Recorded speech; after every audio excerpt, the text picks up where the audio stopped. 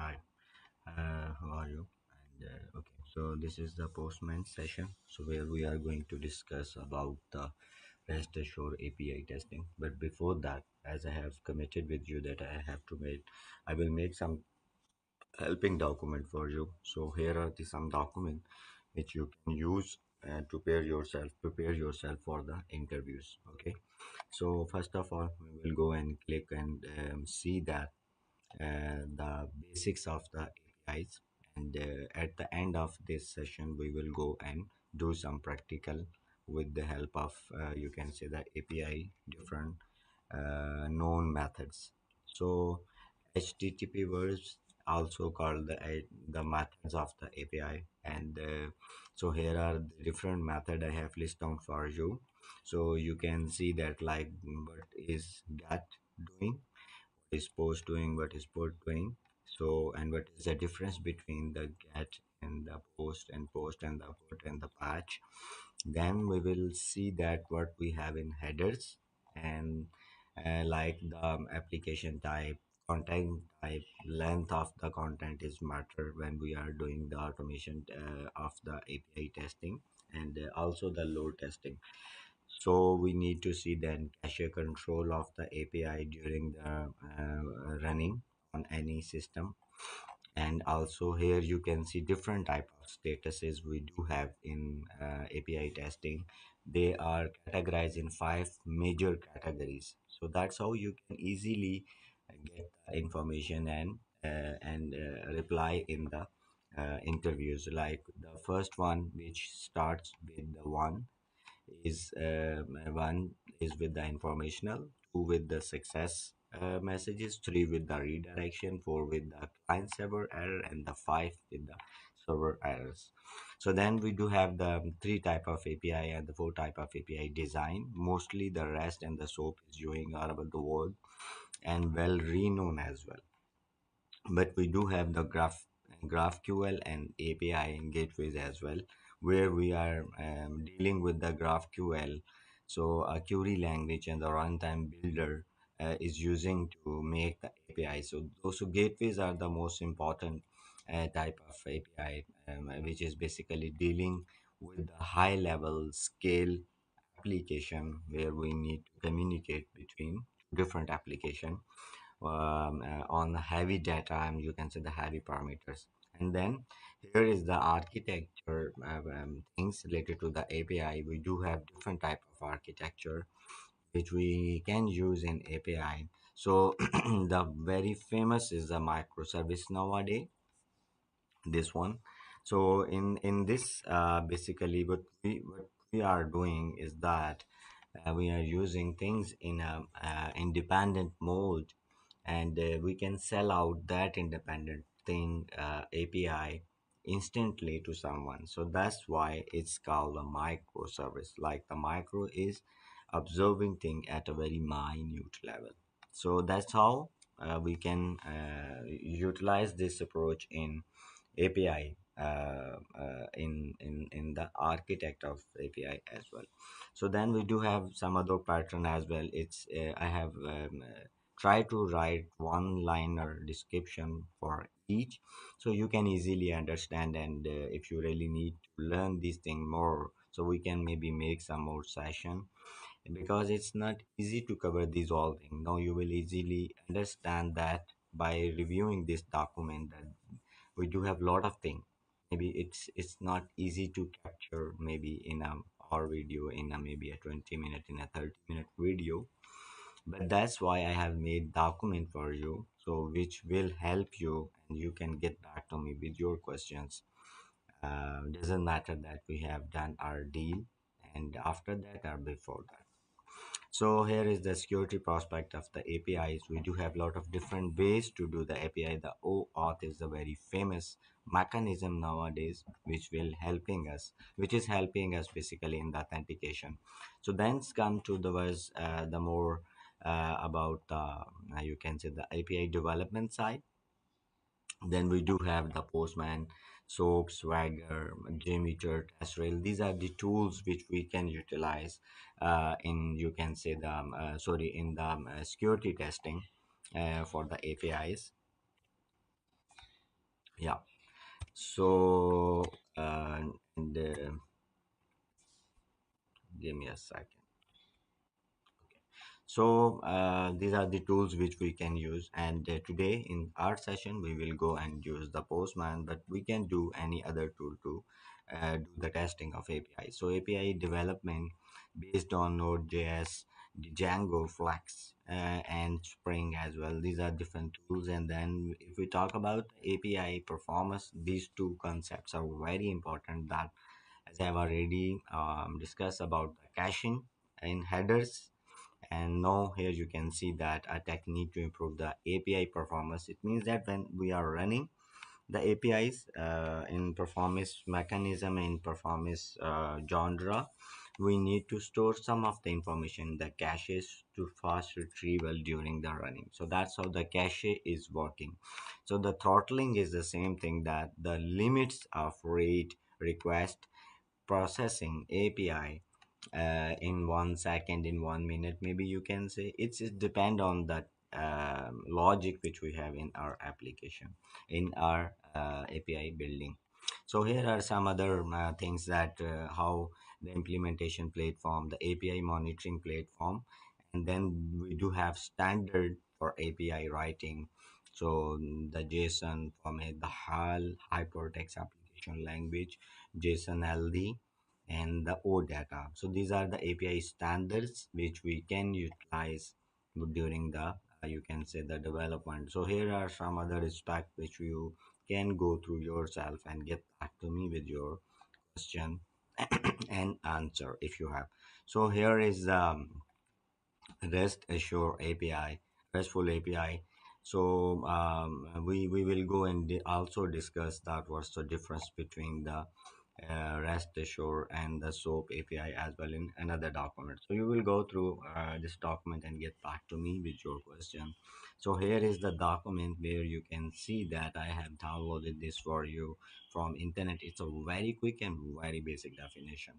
So in the SOAP, basically we are dealing with um, messaging protocol for exchanging the structure and implementing on the web service in the computer network. At the same time, the REST assure is the thing which we have developed at the architect style. Do mean that it has more variety to handle different type of data payloads, and it's a connectionness as well in comparatively to SOAP. And so we do have a lot of other differences as well. Here you can see that this guy is presented very well with each and everything, like methods. If we talk about, so SOAP is working with the WST SDLC. This is basically a language which help SOAP to translate the API. But in the rest assured, we are dealing with the methods. So if talk about the protocol, so it's serving HTTP, HTTPS, and STMP, but in rest assured, it's a simplified version of protocols, and it will only support these two, because nowadays the only two main protocol is using all over the world, that is the, but the most of the in most of cases we are dealing with the HTTPS. So here are some more difference you can go through yourself and get back to me.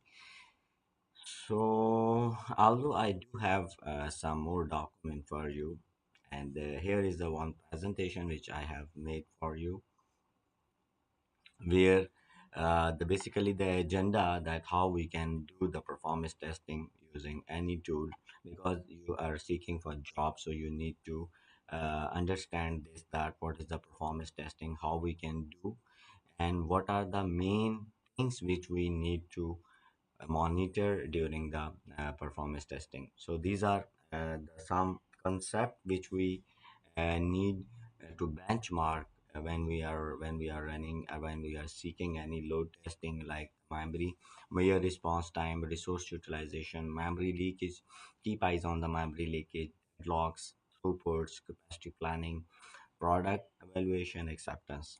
So, if we talk about life cycle of the performance testing, so you need to know that the like we do have the software development life cycle, then we software testing life cycle, application life management cycle. So same goes for the performance testing as well. We do have a performance testing life cycle as well with us. Here are the phases. You can go through yourself and get back to me. So here are the some different type of load testing which we can perform, and we can you can say get the results.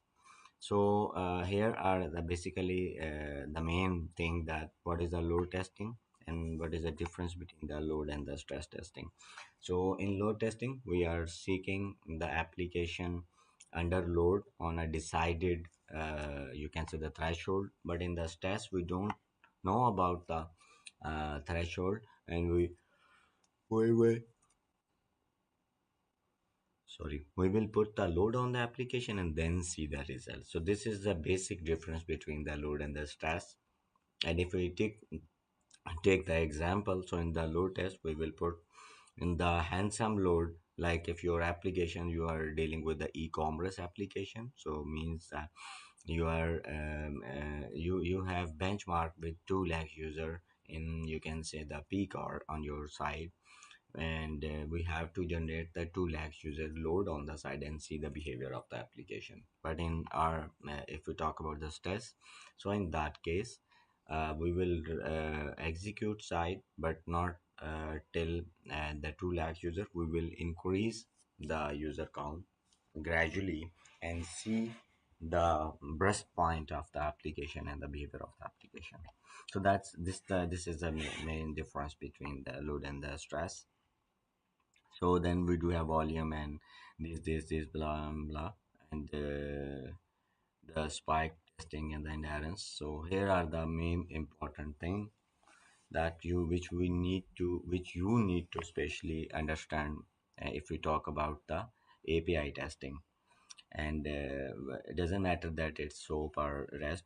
These things will utilize in both. What is the response time, what is the throughput time. I have tried to simplify write things in a written things in a very simplified way, and place some helping picture as well for you. I hope these things will be easy to understand, at least at the initial level. And if you are seeking some more help, so maybe we can do some online session one to one, because it's not easy that I will explain all the thing and you will learn. Maybe you have a lot of question while watching this video, so it's not an interactive way, but although you have said that, and then we are doing this. So then the ramp up time, basically the ramp up time is the time period which application required to, you can say, start the load testing. So here you can see in the graph the ramp up time and ramp down time, mean that it's we are throwing test to application that okay, it's a real human which is connecting with you. Although in if we see in real, so we are generating the load through the scripts. These are the bots basically. So that's why we try to give some time to system and application, so then they get ready to take up the load. So what time which we set in this time period. In that time period, system will be gradually entertain the coming users one by one, in an ordinal fashion, and at a certain time period after the ramp up time is completed, then it will be in a steady state and consistent user handling is taught. So the performance tuning, then the think time and the throughput, you can say the think time and hit per second. These are some concepts which are very important, and you have to learn these all things. Yeah, the throughput time is very important as well. So the basically the application handling, request handling in seconds, or you can say in application running. So that is lie under the throughput. So here is one picture I have placed, that the three gas pumps. So throughput is 3 by 3 minutes. So no wait. Whenever each truck come, it will park on a terminal. So mean that this application handle three trucks in, you can say, in a minute. The ratio is 1 into 3 because we do have three terminals. So in if we receive three truck in same time period, so we can park these three on a terminal. So that's how the throughput we can increase and achieve our goals. So this is all about the theoretical part. I do have compiled some more helping document for you. That here is the rest assured basic fundamentals, and that is a very interactive, by the way, to explain thing. So now we will go and see that the practical exposure on the Postman. I do have make one rest assured API for demo purpose for you. So where we are going to see that how API is work and how we can create the call, and you can say we can use that call to you in our uh, project or in our testing. So this is the get call. Do have, as we have studied in the verb section, we do have lot of other verbs. So this is a get verb. This is the get method as well, you can say. This is the method which basically getting the response from server on a hit, which is carrying parameter in the body, in the URL, and send to server, and then it will get back the response. Here you can say that it's a query parameter where we are sending the ID in the API hit request. So here is the base URL. It's a basically Postman sandbox. Here you can see that the Postman REST API learner glitch .me. So this is the API which we are going to utilize in our, you can say, practical. So here is the variable which we have declared, and now these variables are a global variable. Any API can use that. How? Okay, let me show you that. We have to create one and other. Add request mean that we are going to create a new request. So it's created new request. So now you can see that I will go here and copy paste the base URL, because I have declared the base URL variable here. And now you can create your own variable as well.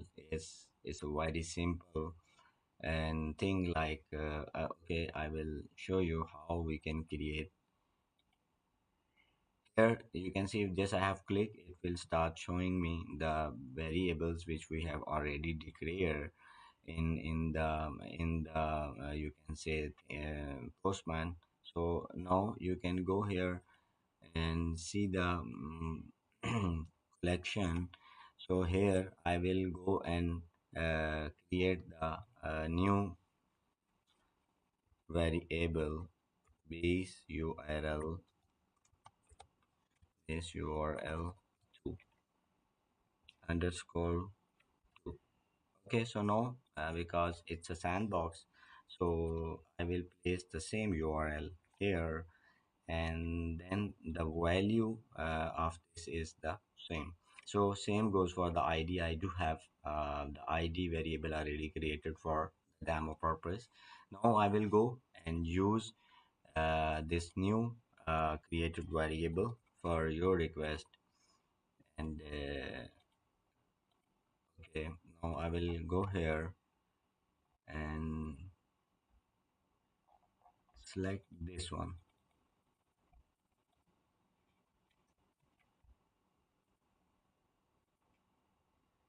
Now I have to edit this and place this. So now you will see that we do have the same response. This is our call.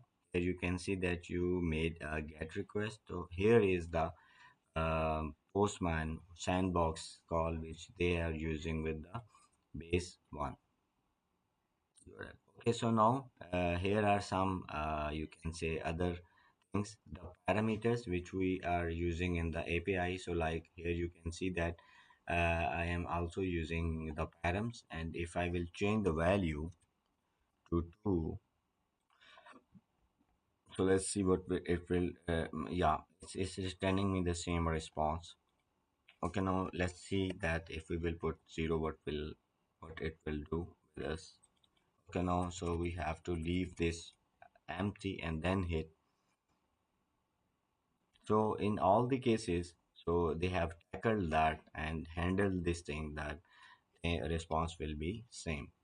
So that's and this is basically parameter. Now I will show you that this is the header which we have discussed in the get call. We do have header in this way most of the time when developer write the API. So these all thing will manage, but whenever automatically, but whenever you need to face some issue, maybe you can let's suppose if we will remove this thing and now try to run. So let's see the response. So here you can see that is throwing the bad request. So it means that the logic and the structure of the API is missing, not fulfill the requirement. So that's why it's not working. So the most important part as a tester is that we do have scripts to validate the response because it's a get request.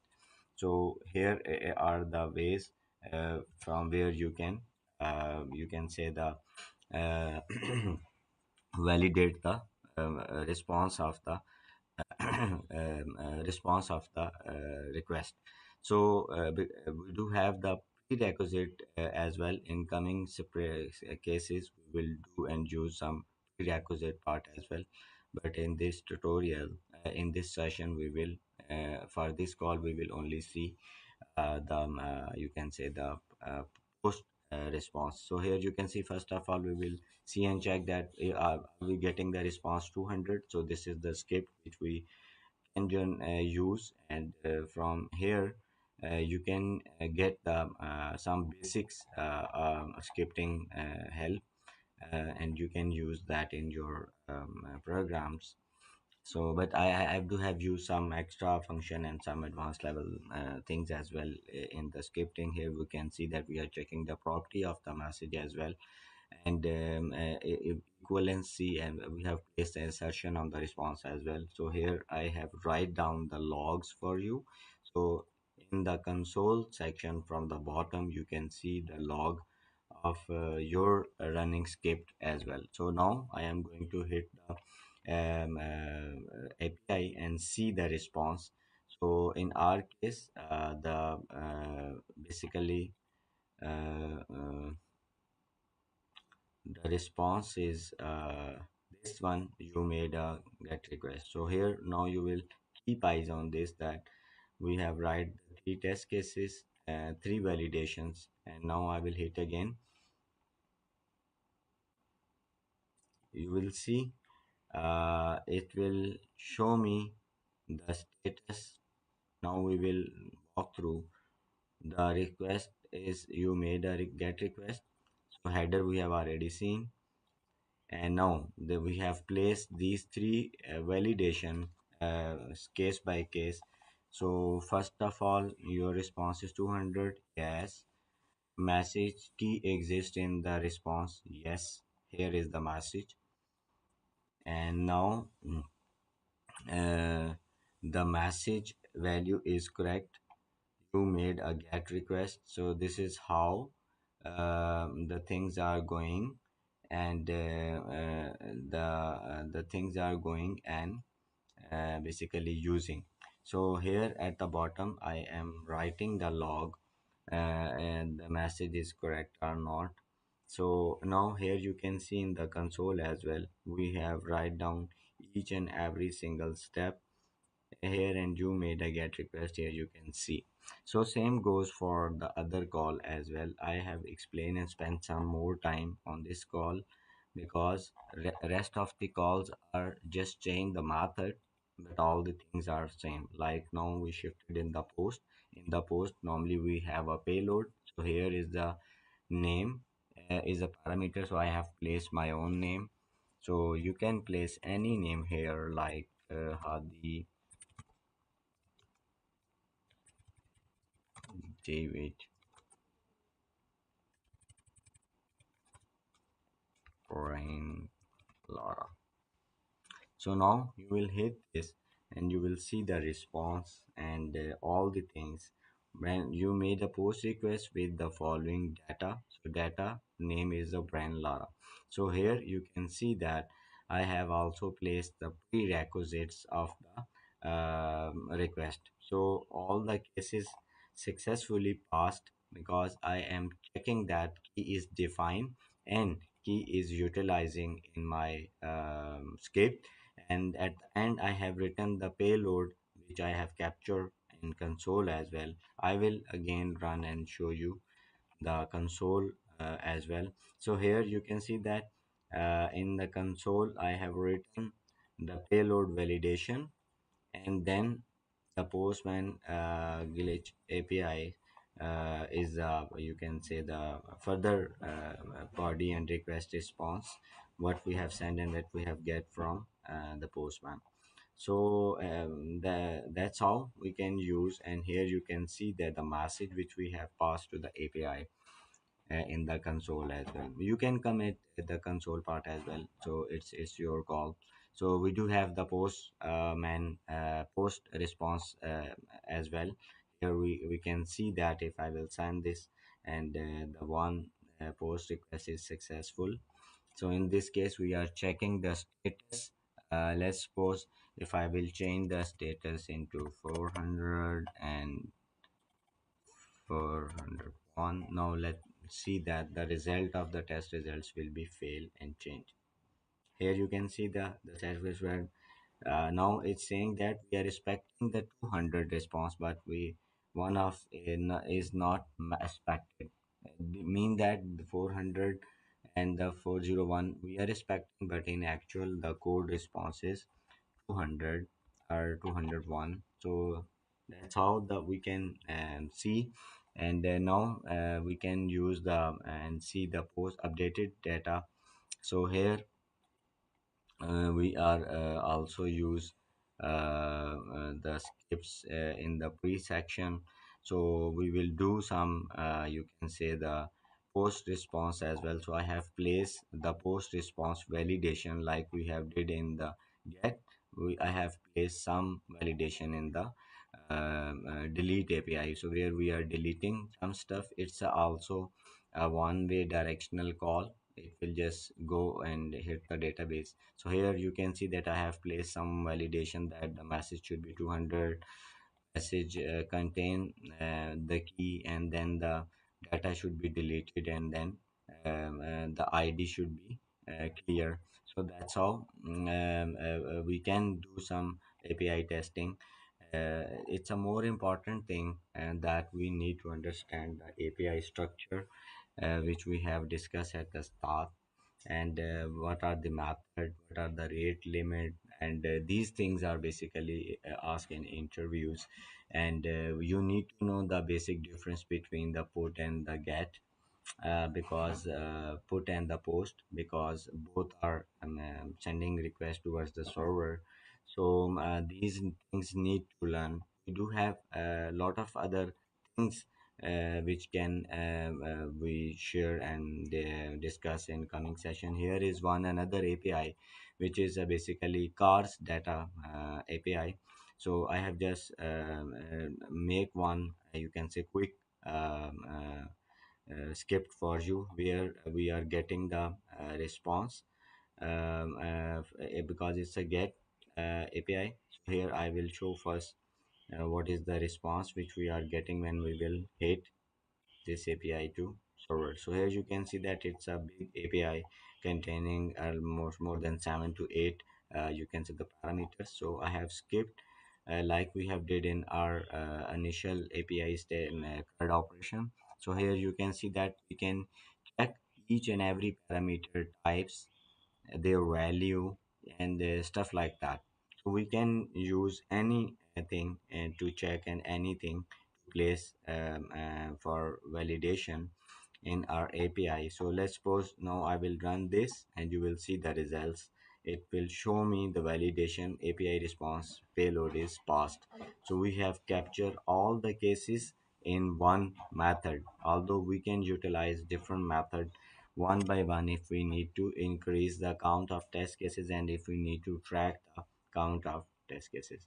So that's it for the API. I hope I have covered at least basics of the things because it's not easy to capture each